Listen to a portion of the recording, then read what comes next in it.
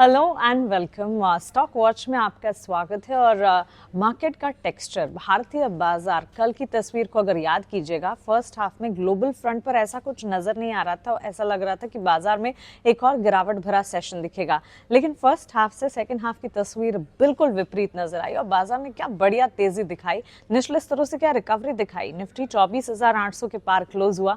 उम्मीद यही करके चलते कि आज का सत्र भी कल की जो तेजी और कल की गेंस हैं उन गेंस को वापस आगे बढ़ाते हुए बाजार जो है वो तेजी की दौड़ लगाए।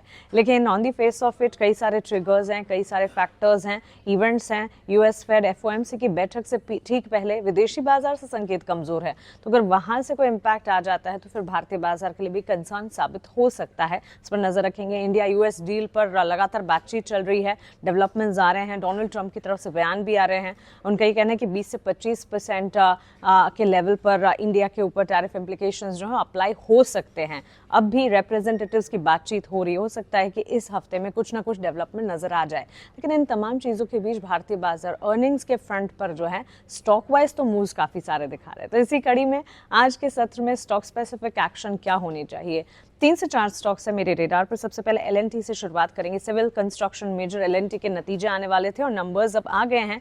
जून तिमाही में एलएनटी के अनुमान के मुताबिक ही नतीजे आए हैं। आय में 15% और मुनाफे में करीब 30% की ग्रोथ देखने को मिली है। कह सकते हैं कि प्रॉफिट के फ्रंट पर भी ग्रोथ है, रेवेन्यू के फ्रंट पर भी ग्रोथ है, लेकिन मार्जिन्स पर जो है डेंट पड़ता हुआ नजर आया। मैनेजमेंट ने गाइडेंस में कोई बदलाव नहीं किया और न्यू एज कारोबार पर फोकस बढ़ाने की योजना है। आगे चलकर न्यू एज बिजनेसेस जो हैं उसमें उसे डेवलप करने के प्लान्स और अपॉर्चुनिटीज ढूंढने की कोशिश करेगी कंपनी।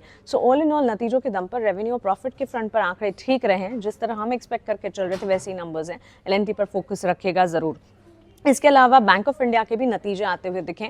जून तिमाही में मजबूत आंकड़े पेश किए कंपनी ने। मुनाफा करीब 32% बढ़ा है, असेट क्वालिटी में भी सुधार हुआ है, तो बैंक ऑफ इंडिया पर भी नजर होनी चाहिए।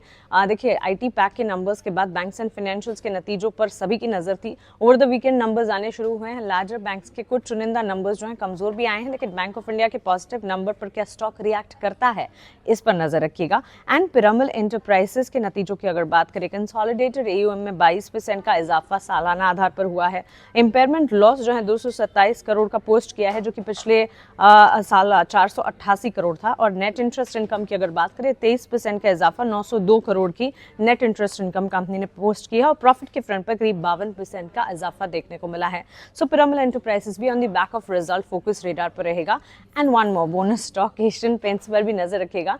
देखिए, नंबर्स फ्लैट थे, अगर आप देखेंगे रेवेन्यू, प्रॉफिट, इन तमाम मार्जिन ये फ्रंट पर जैसे हम एक्सपेक्ट करके चल रहे थे, नंबर जरूर फ्लैट थे, लेकिन मैनेजमेंट की कमेंट्री जो है ग्रोथ को लेकर काफी ज्यादा कह सकते हैं कि बोल्ड और काफी ज्यादा फॉरवर्ड लुकिंग आई है, जिसके चलते स्टॉक में भी positive movement even when numbers flat थे कल के सत्र में देखने को मिले। एशियन पेंट्स वहां से अब क्या आगे बढ़ता है या नहीं, इस पर भी नजर रखनी चाहिए। आज के सत्र के लिए हमारी तरफ से L N T, bank of India, Piramal enterprises, Asian paints जैसे स्टॉक्स पर नजर रखें। और हाँ, ओवरऑल मार्केट का सेटअप तो लगातार ही टीना स्वदेश पर हम आपको बता ही रहे हैं।